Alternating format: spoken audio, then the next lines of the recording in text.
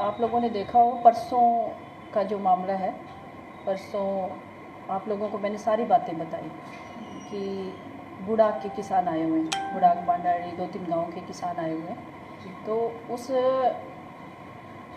मामले में किसानों की सुनवाई कई दिनों से नहीं हो रही थी पानी के मामले में।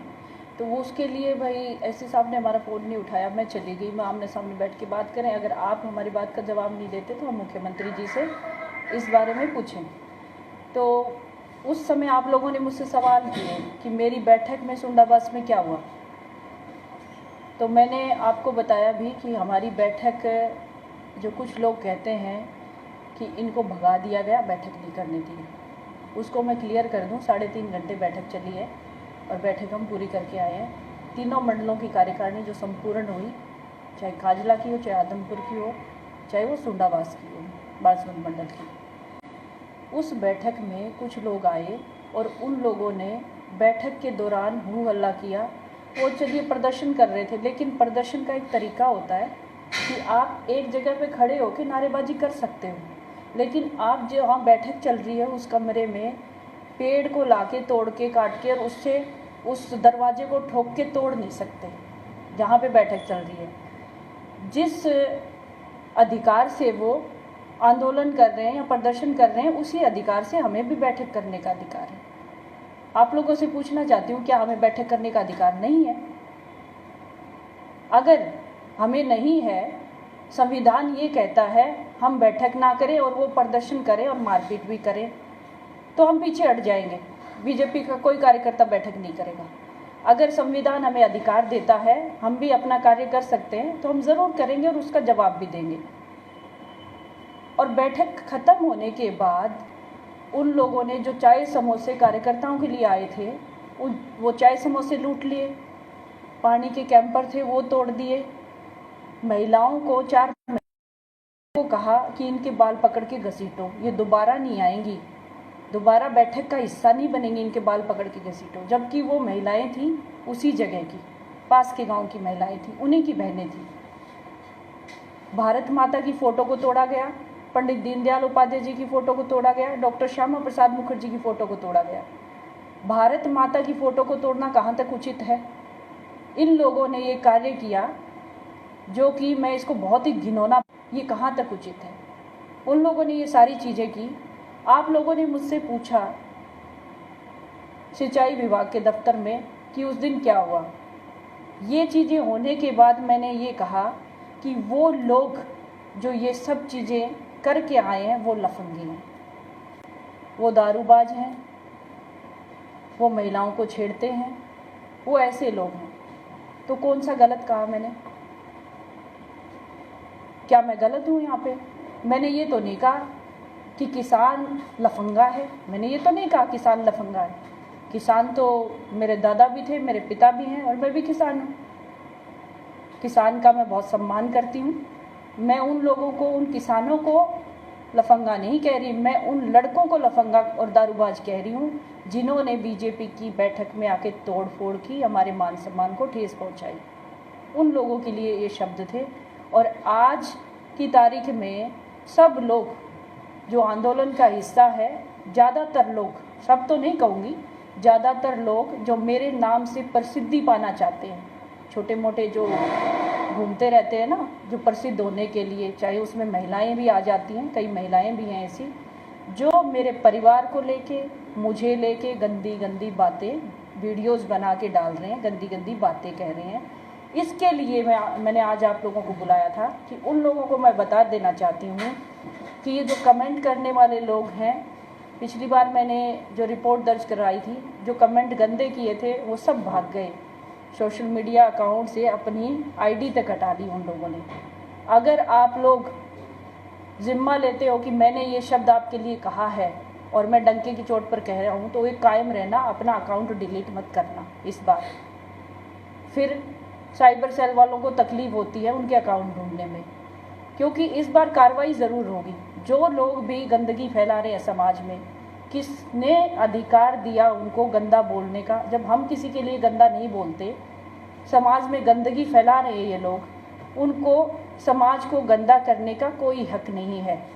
सोशल मीडिया पे आपको किसने अधिकार दे दिया कि आप इतना गंदा किसी के बारे में बोलेंगे और आपके खिलाफ कार्रवाई नहीं होगी? यही कहना है मेरा आज का। जैसे आपने संविधान का जिक्र किया है, इसी संविधान की धज्जियां उड़ा करके कानून पास किए गए, इसके बारे में क्या है? संविधान की मुझे ये बताइए किसने उड़ाई धज्जियां? देश पास किया नहीं, एक भी सांसद उसको ये मना करते देश हैं, वो होना चाहिए।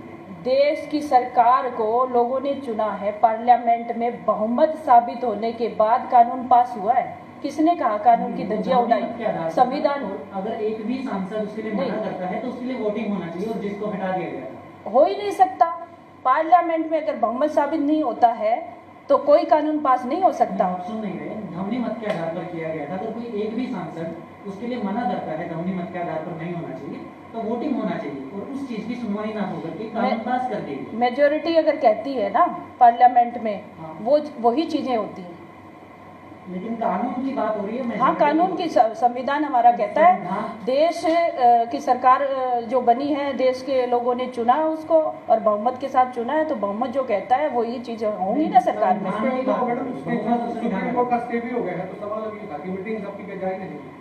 हाँ, देखिए सुप्रीम कोर्ट ने 1 साल के लिए स्थगित किया है ना उसको। हाँ, तो हमारी मीटिंग, हमारी बैठकें तो जारी रहेगी। हमारी बैठक में हमको किसी के साथ छेड़खानी थोड़ी कर रहे हैं, हम किसी के मारपीट थोड़ी कर रहे हैं हमारी बैठकों में।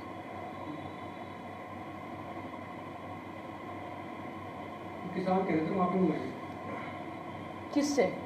फेसबुक पे आके जो लोग। मैंने किसी किसान का अपमान नहीं किया, मैंने उन लफंगों का अपमान किया है जो भारत माता की फोटो तोड़ी है। पहले वो माफ़ी मांगे देश के सभी लोगों से जिसने भारत माता का अपमान किया। हम क्यों माफ़ी मांगे? हम किस बात के लिए माफ़ी मांगे? किसानों का कहना है मैडम कि उस गिरोह के अंदर बीजेपी के ही कुछ शख्स थे जिन्होंने ऐसा किया है पॉलिटिकल एजेंडा के लिए। तो उन किसानों से कहिए ना, उनकी जांच करवाएं, कौन लोग हैं वो। उन किसानों जो किसान को बोल रहे हैं, उन किसानों से कहिए ना जांच करवाएं। मैम, आज के ज़माने में जहाँ मूलभूत सुविधाओं के लिए उन्हें 500 चक्कर काटने पड़ जाते हैं, क्या आपको लगता है कि अगर कोई आम आदमी इतने बड़े मुद्दे पर जांच के लिए कहेगा तो जांचें होंगी? देखिए, उनकी सुनेंगे किसके कहने पे नहीं होगा? किसके कहने? आम इंसान के कहने पे, जो आम इंसान जो ये आरोप आप पर लगा रहे हैं कि पॉलिटिकल मुद्दा था, आप बोल रहे हैं कि अगर उन्हें ऐसा लग रहा है तो वो जांच की मांगे करें। जो लोग मूलभूत सुविधाएं मांग रहे हैं उन्हें मूलभूत सुविधाएं नहीं मिल रही हैं, तो जांच। मूलभूत सुविधाओं से क्या मतलब है? मूलभूत सुविधाएं कौन नहीं दे रहा, किसको नहीं दे रहा? हाल ही में पानी के मामले को लेकर के आप जो है कुछ गाँव वासियों के साथ मिली, उन ग्रामवासियों ने कहा था कि उन्होंने बहुत चक्कर निकाले हैं और उसके बाद जो है अभी तक उन्हें उनकी मूलभूत सुविधा यानी कि जो पानी की मूलभूत सुविधा है उन्हें नहीं मिली है। मूलभूत सुविधाएं मांग रहे हैं लोग, वो नहीं मिल रही हैं, तो क्या लगता है कि जांच की मांग करेंगे? उसका उदाहरण तो मैं बैठी हूँ आपके सामने। उनको सुविधाएं नहीं मिल रही तो मैं भी तो खड़ी होती हूँ उनके साथ। हम मुख्यमंत्री जी तक बात करते हैं और कार्रवाई होती है। उन्होंने 3 तारीख तक का समय दिया, करके देंगे 3 तारीख तक। नहीं करके देंगे तो हम मुख्यमंत्री जी से बात करेंगे। तो क्या सोनाली को काट नहीं होंगे तो किसानों को पानी नहीं मिलेगा, वो चक्कर काटते रहेंगे, इस बात तो आप चले गए। देखिए, मैं ये नहीं कहती कि सिर्फ मैं ही करवाऊंगी। हर किसी को अपना हक मांगने का अधिकार है, हर कोई मांगता भी है। आजकल सब लोग मीडिया में अपनी बात रखते हैं और बात पहुंचती भी है। सोशल मीडिया पे अपनी बात रखते हैं तो भी पहुंच जाती है सरकार तक, और सरकार ईमानदारी के साथ अपना काम कर रही है। परिवार पर भी और पर्सनल लाइफ के ऊपर भी कुछ सवाल उठाए जा रहे हैं, क्या? बिल्कुल, परिवार पे भी बार बार क्या क्या नहीं कहा जा रहा है, और मेरी पर्सनल लाइफ, मेरे प्रोफेशन को लेके सवाल उठाए जा रहे हैं। मैं आप लोगों से पूछना चाहती हूँ कि आप लोगों ने जो पत्रकारिता शुरू की तो अपने मन से की होगी ना, कि मुझे डॉक्टर इंजीनियर नहीं बनना, भी मुझे तो पत्रकार बनना है। उसी तरह से मैंने भी अभिनय क्षेत्र को चुना। मैं राजनीति से पहले अभिनय क्षेत्र में थी, मॉडलिंग करती थी, बहुत अच्छे अच्छे ब्रांड्स के लिए मैंने मॉडलिंग की है, बहुत सारा काम किया। पिछले 20 सालों से मैं काम कर रही हूँ अभिनय क्षेत्र में। किस तरह के कपड़े पहनती हूँ, किस तरह का डांस मैं करती हूँ, किस तरह की मेरी परफॉर्मेंस रहती है, वो मेरा अपना नज़रिया है, मेरा अपना, मैं स्वतंत्र हूँ उसके लिए, जो करने के लिए। आप हर आदमी अपना काम करने के लिए स्वतंत्र है, कोई किसी को बाध्य नहीं कर सकता कि आप काम छोड़ दो। मुझे सोशल मीडिया पे लोग आके कहते हैं कि आप इन दोनों में से एक प्रोफेशन को चुनो। राजनीति कोई मेरा बिजनेस नहीं है जिससे मुझे कमाई आती हो। राजनीति में खर्चा होता है। आप लोगों के सपोर्ट में जब उतरते हैं, राजनीति करते हैं, सोशल वर्क करते हैं, तब आपकी जेब से खर्चे होते हैं, ना कि आपको वहाँ से पैसा आता है। मेरा बिजनेस, मेरा काम जो है, मेरा अभिनय है। अभिनय से मेरी कमाई होती है। तो क्या बैठ के इसी प्रकार जारी रहेंगे, किसान विरोध करते रहेंगे? बिल्कुल, बैठ के हम क्यों रोकेंगे? बैठ के रोकने का सवाल ही पैदा नहीं होता। क्या कानून और नियम उनके लिए अलग बने या हमारे लिए अलग बने? जिस तरह से उनको आंदोलन करने का अधिकार है, उसी तरह से हमें भी बैठ के करने का अधिकार है। हम भी बैठक करेंगे अपनी। अभी आप कह रहे थे कि बहुत सारी महिलाएं जो है आपको फेसबुक पर आकर के भला बुरा कह रही हैं। उनमें एक पूनम पंडित भी हैं, उन्होंने भी लाइव आकर के आपके बारे में काफ़ी कुछ कहा है, तो क्या कार्रवाई उन पर भी करवाने वाली है? देखिए, बहुत सारी महिलाएं हैं। मैं तो जानती नहीं हूँ कौन है ये पूनम पंडित, लेकिन हर कोई आजकल तो सोशल मीडिया पे आके जब देखो सोनाली फोगाट के लिए बुरा भला बोल रहा है, क्योंकि हर किसी को फेमस होना चाहता है हर कोई, और मुझे कहता है फेमस होने के लिए। तो मैं उनको बताना चाहती हूँ कि मुझे फेमस होने की ज़रूरत नहीं है। मैं पिछले 20 सालों से अभिनय क्षेत्र से जुड़ी हूँ, मुझे बहुत सारे लोग जानते हैं। और जानना क्या होता है, एक पहचान, वही फेमस या प्रसिद्धि होती है, एक पहचान पा लेना। और मैंने अपनी पहचान बनाई है, तो उस पहचान को और बनाने की ज़रूरत नहीं है। पूरे देश भर में लोग मुझे जानते, देश में भी जानते, विदेशों में भी लोग जानते हैं। और मेरे, जब मैं ये अभिनय के क्षेत्र में जो चीज़ें करती हूँ, या मेरे सोशल मीडिया पे म्यूज़िक वीडियोस जो रहते हैं, उसमें मिलियंस में फॉलोवर्स मेरे हैं, मिलियंस में मेरे व्यूज़ आते हैं। तो मुझे प्रसिद्धि की ज़रूरत नहीं है। हिंदुस्तान का नंबर 1 शो कर चुकी हूँ मैं, बिग बॉस। मुझे प्रसिद्धि की ज़रूरत नहीं है। प्रसिद्धि की ज़रूरत उनको है जो लोग मेरे नाम से अभी वीडियोस बना रहे हैं, उनको प्रसिद्धि की ज़रूरत है। शायद वो लोग सोचते हैं कि ये सब करके हम नाम कमा लेंगे या प्रसिद्धि पा लेंगे। और उन्होंने, अगर जो आप जिनकी भी बात कर रही हैं, अगर उनको पता नहीं है, अगर उन्होंने गलत बोला है, कानून के दायरे में रह के नहीं बोला है, तो उनके खिलाफ कार्रवाई ज़रूर होगी।